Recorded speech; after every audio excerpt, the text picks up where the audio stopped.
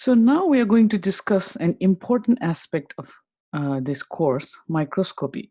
You will get introduced to this much more in detail in the lab, but we'll look at some of the theory aspect of this um, microscopy. So why do we need microscopes? Of course, the organisms that we are studying are below the resolution of human eyes. So what you can detect with our eyes are about zero point 0.1 micrometer. So this is straight from your book, and it shows that we cannot see anything smaller than zero point 0.1. So this is again the range for our eye, about zero point 0.1 to zero point 0.2 micrometer, very tiny speck of dust. And all the cells actually fall on a range that is smaller than that. And the eukaryotic cells, bacterial cell, the prokaryotic cells, the viruses, and when it comes to macromolecules, even smaller. So different types of microscopes are also required as you are trying to view smaller and smaller objects. So this might be a little bit better. So that without any aid, you can see maybe a small tick or smaller than a tick, um, a small piece of dust. But everything else needs light microscope, which also hits a limit at one point. And then we use electron microscopes. So the measurement or the size of the organisms that we are observing, studying are in micrometer. So the microscopes, therefore, view the micrometer range size. So how big is a micrometer? So this is the metric system's unit of measurement for meter, going smaller than meter, centimeter, millimeter, micrometer, nanometer. They are, except for centimeter, they are 1,000-fold smaller. So a meter, which is a little bit slightly longer than a yard, can be divided into 100 equal division. Each of them is centimeter. If you divide into 1,000 equal parts, each 1,000th of that is a millimeter, and 1,000th of a millimeter is micrometer, which is actually a millionth of a meter. A nanometer is 1,000th of a micrometer, and if you go from meter, it's actually 1 billionth. So rather than writing all these zeros, it's more convenient to write in exponential form. So you may need to be comfortable expressing them in the power.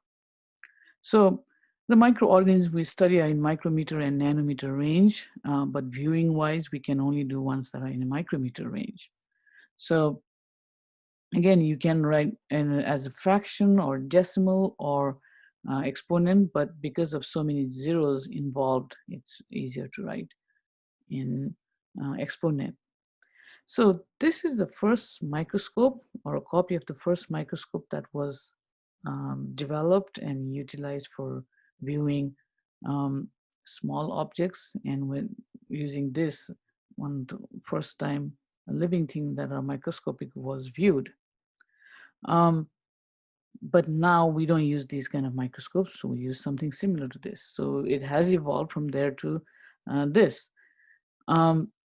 You'll see we also use now two eyepieces, so they are binocular microscope and not monocular. You may have seen pictures of old microscope with only one and one eyepiece.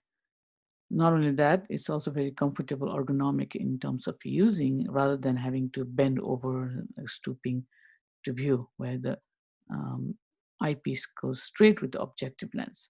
So you need to know all the parts of the microscope for both the lecture and the lab portion.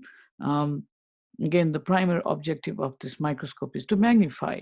And so there are all the lenses that carry out the magnification, and the objectives are the ones that is directly above the object or the specimen.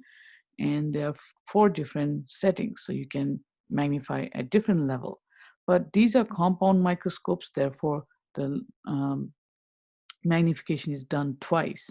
So what has been magnified is yet one more time magnified by ocular lenses. So the product of those 2 magnification is the actual total power. Now, there are other parts too. There's a body tube, the main part that is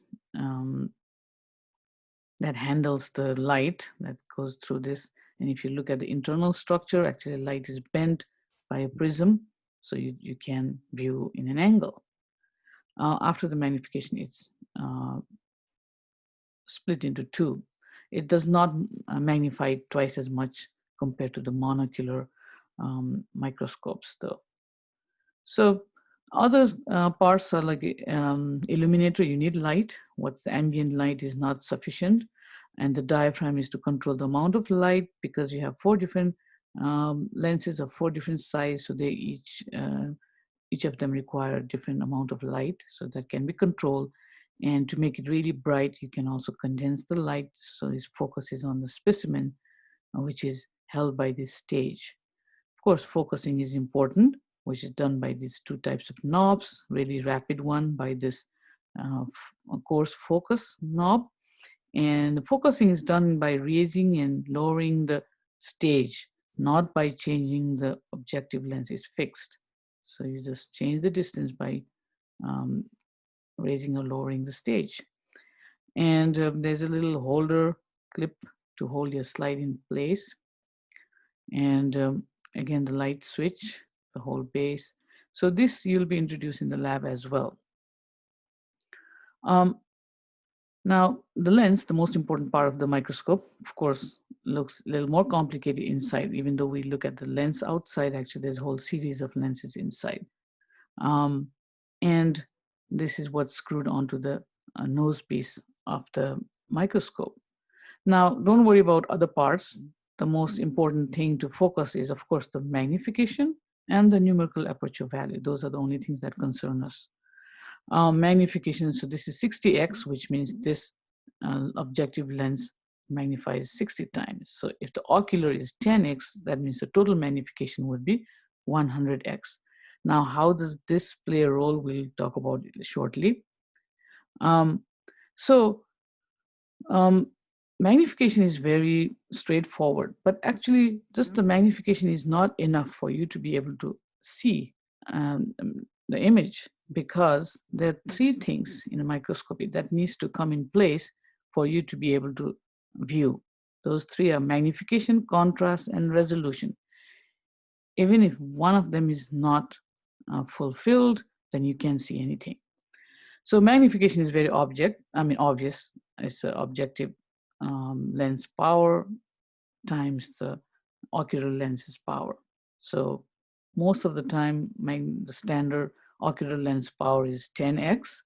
It can be changed, but that's the standard, and therefore you usually can figure out the magnification, total magnification, simply by multiplying by 10. So this is shown here is a 40x objective, which means when this one is engaged, the total magnification of that microscope would be 400x.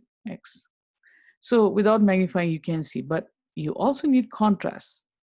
The plain definition of contrast would be just the difference between background and foreground, and which is necessary for you to see anything, not just in microscopy, in daily life too. So, and why it's important in microscopy is, of course, the microscope usually has white background, and organisms like bacteria are usually colorless. So you cannot see a colorless specimen against a white background. So you need to have contrast, and usually we achieve the contrast by staining so that you can view. Sometimes the organisms can be already pigmented, like higher organisms generally are, so you don't need staining. But in studying bacteria, the bacteriology, you almost always require staining. And the third item that's part of the microscopy is the resolution, or the resolving power. So that's a little tricky one to describe, but you probably are already familiar because of all the digital devices and screens that we define the resolution of that screens, and it's the same thing. So the higher the resolution, or the value, the number is smaller, more sharper the image is. So again, to put it in the microscopic definition or describe it, is basically the shortest distance between 2 points, or it's also the smallest specimen the microscope can be used to view. So sometimes you may be magnifying and with a nice contrast, just because the resolution of the microscope does not allow you to see that small, you may not see it. So that's again the smallest object you can see, you can define that too. Or if you put in that two objects, the shortest distance between those two objects, and you can still see them as two separate entities. So that is something you can actually figure out what's the resolving power of your microscope. Just like the magnification, it has its own formula, and that formula involves the wavelength of the light, since this is light microscopy, and the numerical aperture divided by 2 times the numerical aperture. What is numerical aperture? As I mentioned earlier, this is 0.65 is the numerical aperture here. So this is a 40x lens, is usually printed and engraved on the lens, either next to the magnification or right underneath, or sometimes it's been specified. This is the numerical aperture. So this is predetermined by the manufacturer of the microscope, so you can't do anything about it. Wavelength, of course, we also have a fixed wavelength. I mean, you can sort of play with this by changing the filter of the microscope. So you filter out certain wavelength lights and only allow certain wavelengths light to get through. So maybe some degree of flexibility, but not a whole lot. So if you plug in the value of wavelengths, now what is a wavelength? I mean, you have 7 different lights in the visible light spectrum, 7 different rays, I mean, each with a different wavelength. So we usually take the average, unless it's given to you. I would say take 0.5 micrometer or also 500 nanometer as the average wavelength of a white light, which is what we use. So that divided by 2 times numerical aperture will be the resolving power. Now, resolving power's unit is same as the um, length, so it's going to be 0.2 micrometer.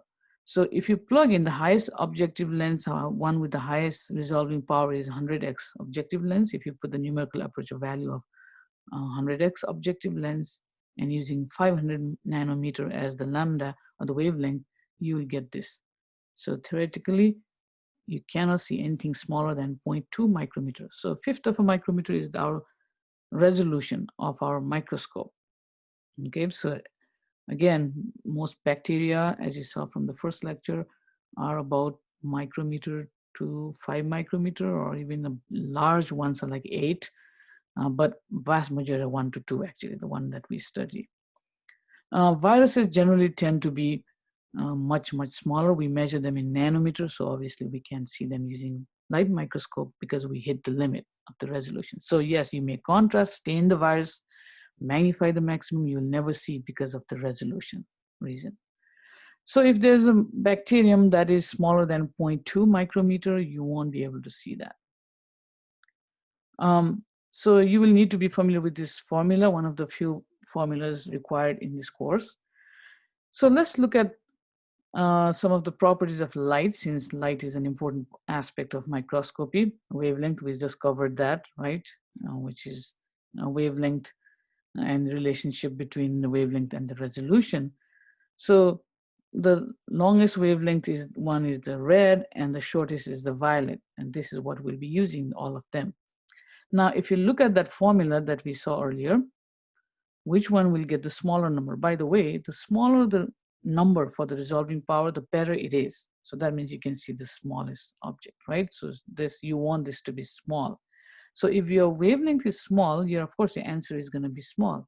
But your numerical aperture, the bigger the better, because if you're dividing something by a larger number, you're going to get a small answer, right? So denominator is big, then you get better.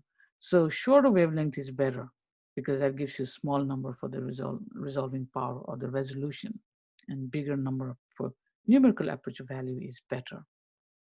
So, which means the violet will definitely give you better resolution than red. So that's why a lot of microscopes have filters that filter out all these long wavelength lights, and so just retain that. Now, ultraviolet light is shorter than violet, so we can use that too, but unfortunately you need a different bulb, and there are UV microscopes too, and you just have to use a different dyes. You can't use regular dyes. You have to use this fluorescent UV light compatible dyes. So just to illustrate again the relationship between wavelength, the shorter being better, this is sort of an analogy I found somewhere where It's trying to write that letter E with the basketball versus those tennis ball, jelly beans, and beets. The smaller the bean, so it's like comparing with the wavelength, the sharper the image, right? It's also like trying to write a very, very small letter with a thick brush or thick tip versus extra fine. So if you want to write a very small letter, you need to get a fine tip pen. Won't be possible to write with a big, thick pen. So again, thin is like a shorter wavelength. As a little, again, illustration of what resolving power does in viewing objects. So let's take an example of this microscope, hypothetical, that has a resolving power of 0.2 micrometer, means that's the closest you can put two objects and still be able to see as two separate objects, or also the size of the smallest specimen this microscope will allow you to see. So if you place the objects at this defined um, distance, you can see them because that's within way higher than the resolution. 0.5 micrometer apart, you can still see them, but because that's the distance it can detect. What about 0.2 micrometer? Can you see if you place this blue object 0.2 micrometer from this one, away from this? Yes, you can, because that is the limit. They look very close, but you can still tell that they are two different objects, and that is the last time you will see, because that's the limit. If you place 0.1 micrometer, you can see it looks like they're touching their one. Or another example of these two microscopes, they have identical magnification. Again, this is one better quality. Again, high resolution also means the quality. Sometimes microscope might be really cheap and says it does the same thing, but probably it has not so great resolution. So this one, they are the same magnification, but this one shows these two as separate objects, whereas this one looks like one continuous smudge, or um, like one item. And by the way, these are not out of focus. They are in focus. Focus has nothing to do with the resolution. So yeah, if your specimen is about this size, the same size as the gap between these two, you can see that specimen. Let's say you're trying to see a specimen, that specimen using this microscope, of course you can't see because that's below the resolution. So hopefully this sort of gives you an idea of the concept of resolution in microscope.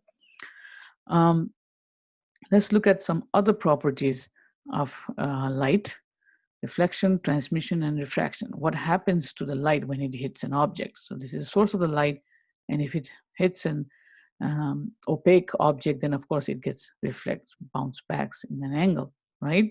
Transmission, when it goes through a transparent object, this goes right through it. That's transmission, which it gets involved in our microscopy too. Um, Absorption is when light is not doesn't go through; it rather gets absorbed by that material, whatever that object's material is. And usually we see this with fluorescent dyes, like it absorbs and then re-emits at a different wavelength. So it absorbs the energy and then again releases it. But because it has a different wavelength, so it looks different from what went in. So it's similar to those glow in the dark toys where if you shine light on it for a while and then later on in the dark it's still glowing, and that's because it's emitting that energy at a different wavelength. So different materials do that. Is called fluorescence. Refraction, that also affects our microscopy, is when the light that's transmitted is transmitted at a different angle, not straight, it bends. And that happens when the density of these two materials are different, and that how different it is determines the angle. So it's also dictated by the refractive index, so which is essentially the bending ability of that material. So if this could be a glass and this is this air, or this is air and water, everybody knows that pencil appearing bent in a cup of water, right? Same thing. So that variation in the density will slow down the light, and then that appears as bent. Um, so this different magnification of lens shown here, you will notice that they have different diameter, the lenses. So as you increase the magnification, the size of the lens gets smaller and smaller, the diameter decreases. So what kind of effect that has on a microscopy when you're actually practically using? Quite a lot, actually. One of them is the field of view. So when at any given moment when you're using the microscope, you're only looking at on the slide the area that is covered by that lens, not everything else. So how much is covered is dictated by the diameter of the lens, and that area that you're viewing is called field of view. So field of view is inversely proportional diameter is to the magnification. So if this is the size of the 4x objective lens's field of view, and all the microorganism that fits in that is what you'll see. The other parts of the slide is out of the view. But if you swing your 10x objective, now it only covers a smaller portion of that field. It's smaller, and 40x even smaller. By the time you get to 100x, very little space for that. So that's one of the reasons why when you're using microscope and you first usually we start with a lower magnification, if you see something over here, you want to centralize it by using that stage um, lever to um, keep it in center, because at least even though they have smaller size, they are all concentric, they have the same center point, so you won't lose it. Otherwise you swing it to 40x, 10x, 40x, the specimen is out here. No matter how much you're playing with the focus, you'll never find it because it's outside. So you want to bring them in the center prior to that. That lens also actually um, affects the depth of view or working distance. When they're in focus, there's only a short distance depth that is in focus. And as you can see, it gets closer to the slide as the magnification gets higher and higher. So there's not much working distance. It comes in focus for a very short period of time and also very close. Now, if you were to put 100x, it's even closer. The gap between the slide and the objective lens is literally about the thickness of a paper. You can only slide a paper between that two. So it's very close. It's not touching, but it's almost touching in that close. So yes, that kind of a concept you will have to get so that you are not playing at a really way off distance and will never get it in focus. Um, Another thing that size of the diameter of the lens has effect or the problem because of that is when it comes to 100x, and also is because of the refraction. Refraction happens because, just pay attention to the red line for now. So the light that is coming from the source and condenser hits the slide and the specimen. Now that you're leaving the glass, the light will bend because you change the medium. So it's away from the perpendicular.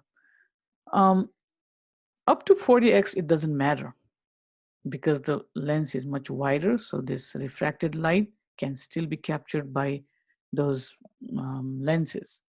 However, 100x is so small that when you use 100x lens, that refracted light is totally missed. Without seeing that light, you can view. So to correct this problem, you have to add oil. So that's why oil is added. So it's kind of exaggerated. This is the distance between the slide and the 100x is not that far. It's very close. So when you add a drop of oil, actually it touches both lens and the slide. So it's like one continuous. So this is showing you what it looks like, the path of light in the presence of oil. So it's straight, unrefracted. So those two have same, almost identical refractive index. So nothing. So that's why when you put the oil, you don't want to leave any gap though. So if you just smudge it and there's a little bit of oil there, air, it just beats the purpose. You still have bending, so it has to touch. So that's why 100x objective is also known as an oil immersion lens. And you have to must use oil. You cannot say, I'm going to first see what it looks like, whether it's in focus or not, without oil and then only add oil. It won't work. And one of the reason why sometimes students tend to do that is you can't go back to 40x after adding oil, and it's a big problem. And even if you need to, you have to do major cleaning. And so to avoid having to do that, people think that they can just check out first and then add oil, but it doesn't work that way. So yes, this is the only lens 100x that is designed to take oil. In other lenses should not touch oil. It just will seep in and destroy the lens. It just needs to be taken apart and cleaned. So let's look at how you are viewing and how microscopy works. They all use light, but within the light microscopy, there are different types. The most commonly used one that we'll be also using is bright field microscope. Bright field microscope is called so because your background is bright, it's white. So to get a contrast, you have your specimen need to be colored or dark. So we usually color stain the specimen because naturally bacteria are colorless. So you're viewing the transmitted light. So it's very straightforward. So it goes through the specimen and then is magnified and you view that.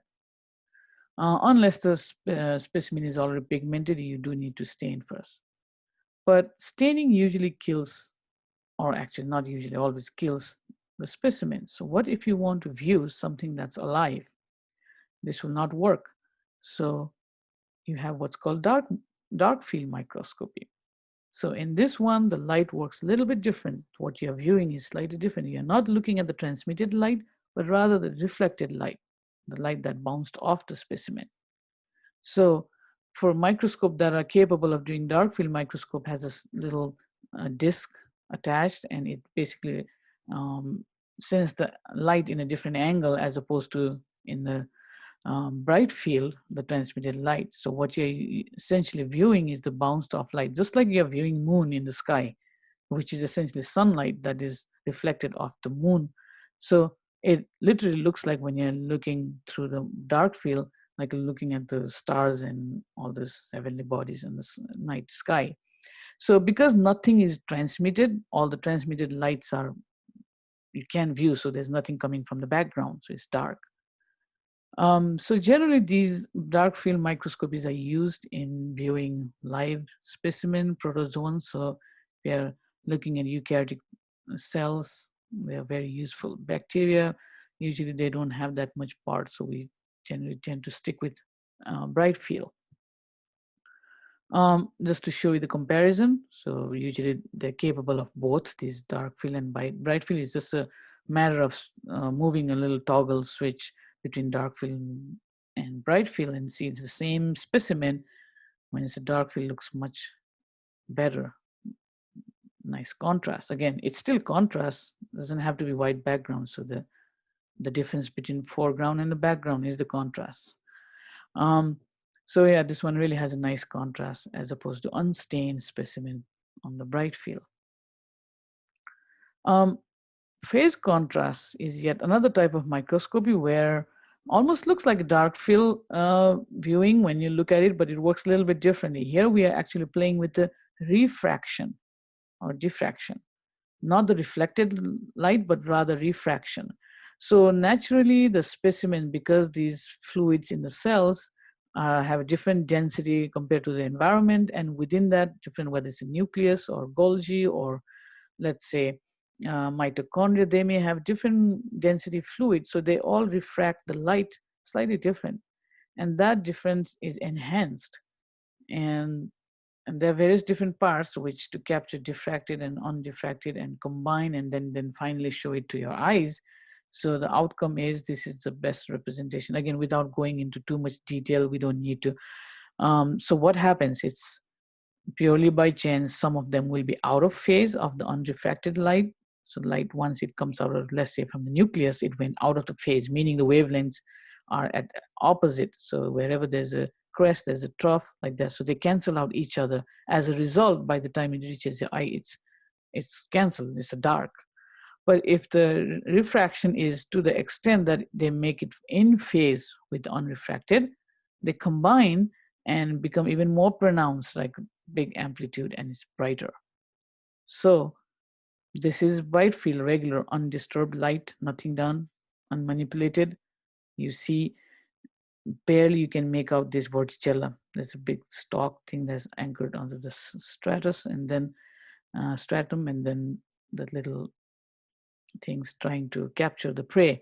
But as soon as you switch to phase contrast, see how this perhaps is exhibiting this form, where it's completely canceled out and looks dark, like no light, and they're bright, different parts within that. It's the same slide, same field. Just immediately switch to phase contrast mode. Again, this is very useful in studying protozoans and protists. You can see live organisms as things are happening, but there's no staining involved, but almost gives you a false appearance of staining without having to stain. Fluorescence microscopy, also known as immunofluorescence, because we use antibodies as well in this. So this one uses ultraviolet light. So naturally, you can expect the resolution to be a little bit better compared to the light microscopy because of the shorter wavelength. But the dyes that I use need to be fluorescent, and rather than using just a dye as we use generally, they are usually tagged onto the antibodies. So only the specific antibody recognized organisms will be stained. So you can use it as a diagnostic, very heavily used in the lab. So there may be a sea of organisms, different unrelated organisms, but you just want to pinpoint one particular one. Then you just use the antibody against that organism, and that antibody has to be tagged with a fluorescent dye. And then when the light shines, it's because fluorescent UV light shines, it fluoresces. Now, you can also use sometimes simultaneously two different dyes. Like one is meant for nucleus, the other one is meant for other cellular um, parts, and with two different dyes, and can view that too. So there's endless things you can do with immunofluorescence. Now I want you to look at these three images of paramecium you probably recognize, and see what stands out. Just pause the video and take a look at that and think of that. Okay, so you probably notice, I mean, by the way, they're all three at the same magnification, about the same. As you can see, there's a little measurement here, scale here. The one on the left, as you can see, is just a blob of pink cell that shows only the outline and the shape. That's viewed using the light microscope. LM stands for light microscope. So next time you see in the images in the book, pay attention to these little logos. These two are viewed using electron microscope, and two kinds of electron microscope: the transmission and the scanning. So one is used for looking at the internal structure. As you can see, all the details you can see that you couldn't see here. The other one also shows you details, but the three-dimensional of the surface. And why the resolution is so good, you can see those small objects, because these two have very high resolution, is because rather than using light, electron microscopes use electron beam. And electron beams have very, very short wavelength. So there's your source of high resolution. So this is a comparison of the diagrammatic representation of electron microscopes. Two of them is slightly different, but the transmission looks very similar to our light microscope. Just imagine this as an upside down light microscope.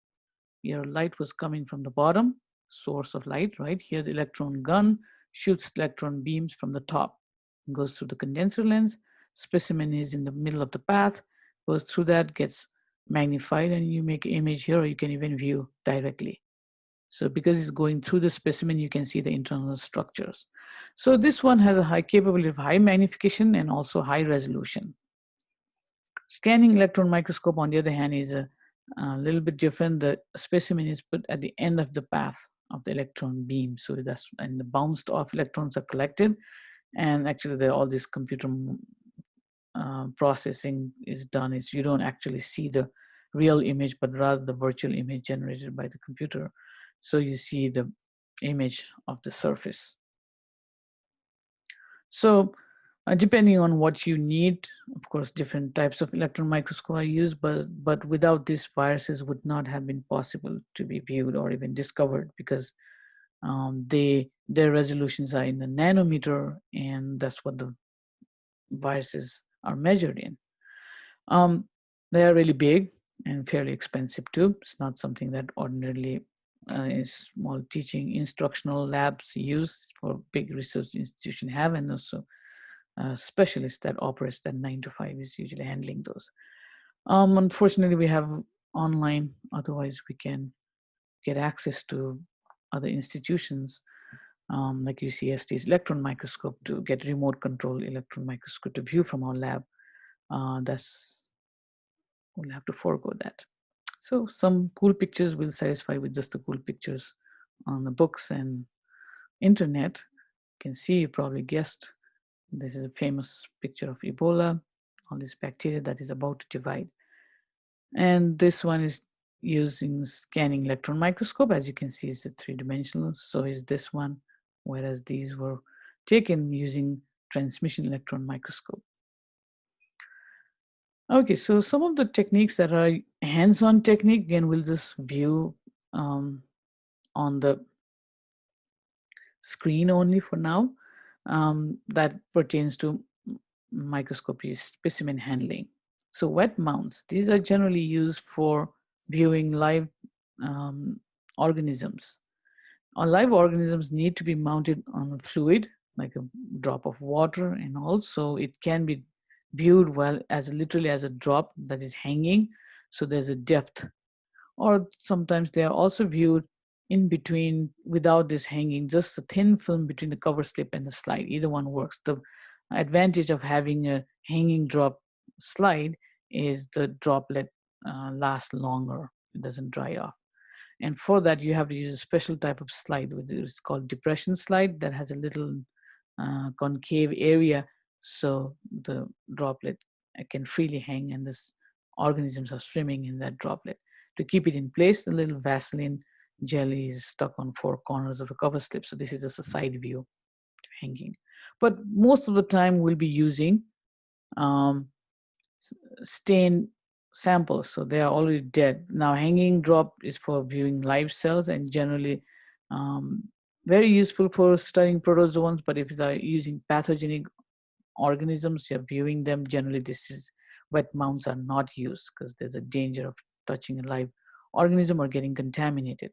But the smearing is safe. I mean, staining is safe because it kills the microorganisms. So the smear preparation will be described in the lab. So we'll directly jump to the principle of staining. So in our lab, we need stain because, again, the cells are colorless. How do you stain? Simply by mixing a dye. And what holds the dye to the cell is a very simple concept too. It's simply the attraction between the charges.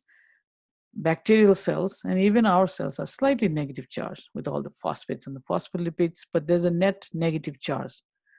Not a whole lot, but a slightly, but that's enough to attract the positively charged dyes or the positive ions. So the dyes that are used for staining bacteria are called cationic dyes. And a lot of times these dyes are just like salts. So they are basic dyes because they are the salts of the bases. And basic dyes are called so because they're, again, the positively charged part of the molecule is the stain colored part. You can have the opposite too. So those will be called anionic dyes. So the cation portion is the colored portion. And negatively charged bacteria will, of course, attract the positively charged ion, the cation, because these dissociate in the solution.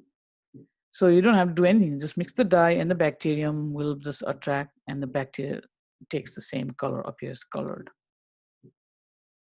Now, if you use the anionic dye, you probably guess the outcome. The bacteria will be attracted to the colorless portion. Let's say this is a colorless and this is a color. The color portion will be repelled because it's negatively charged. So your background, the glass and everything will be stained with the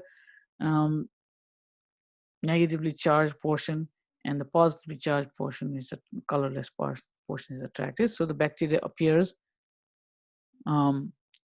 colorless against dark background, and you still have a contrast, right?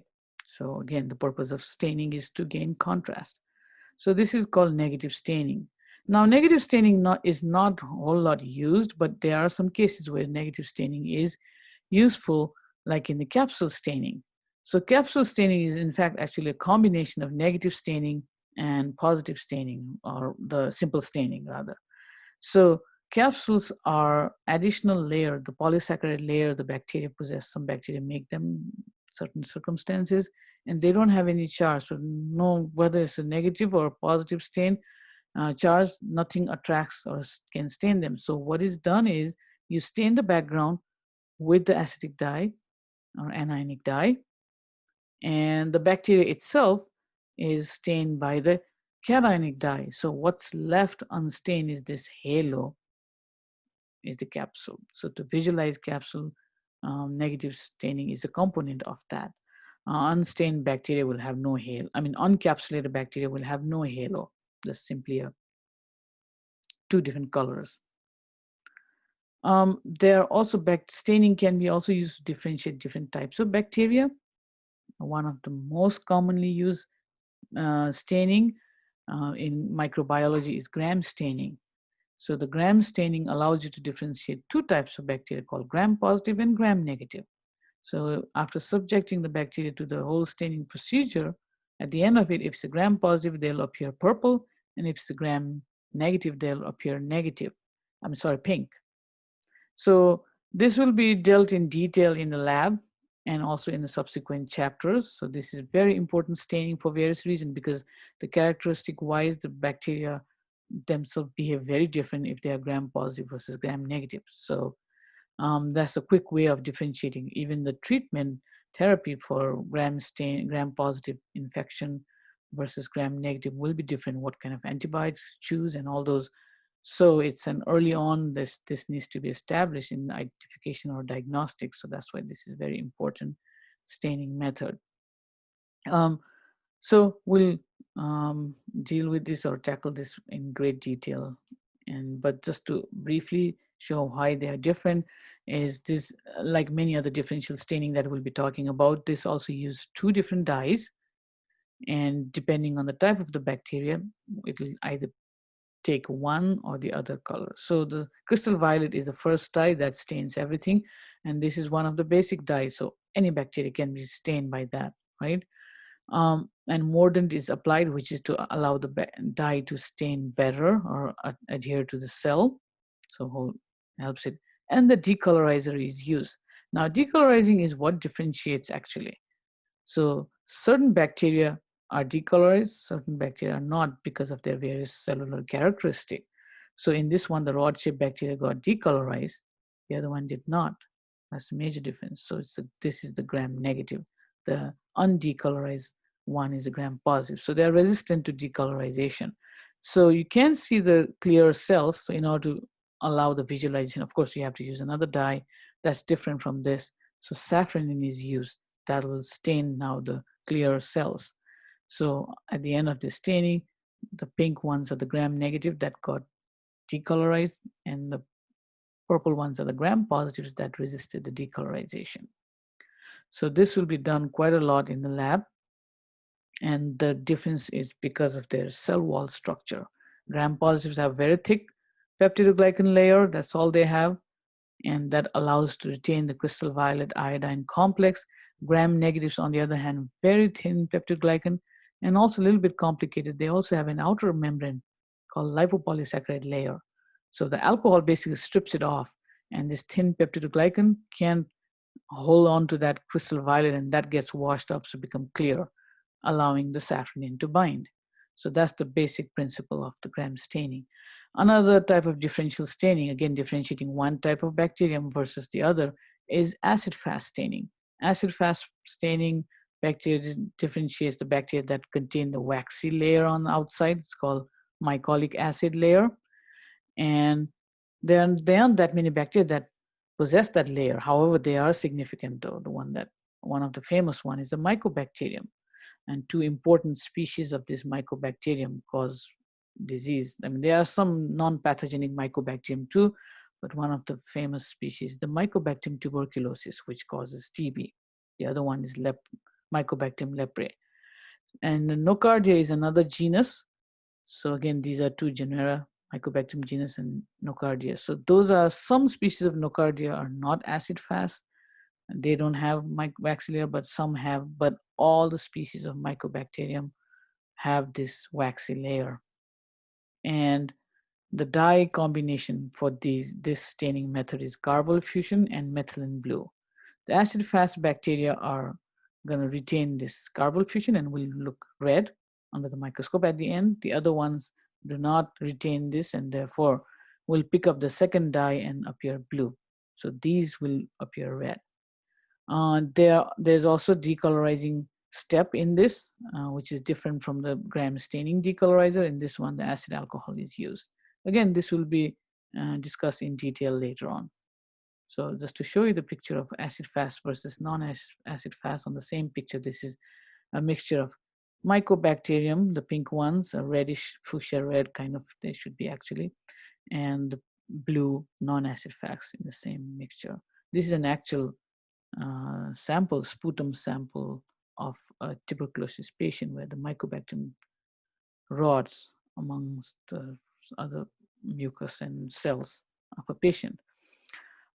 Finally, the endospore staining is some bacteria make these spores, really, really tough spores, the coats that are almost indestructible, very protective layer.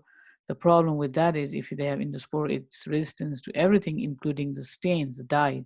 So the normal process of gram staining, simple staining, will not allow you to stain them. And therefore, we have to use a special type of staining procedure called endospore staining, which involves these two dyes, malachite green and safranin, and also involves steaming or lengthy um, um, incubation and special smear prep, which will be discussed in the lab again.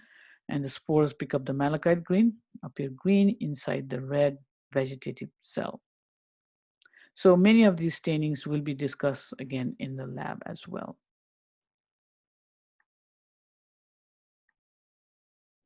So therefore, refer to the lab manual as well and study them jointly for both lab and lecture, and also view the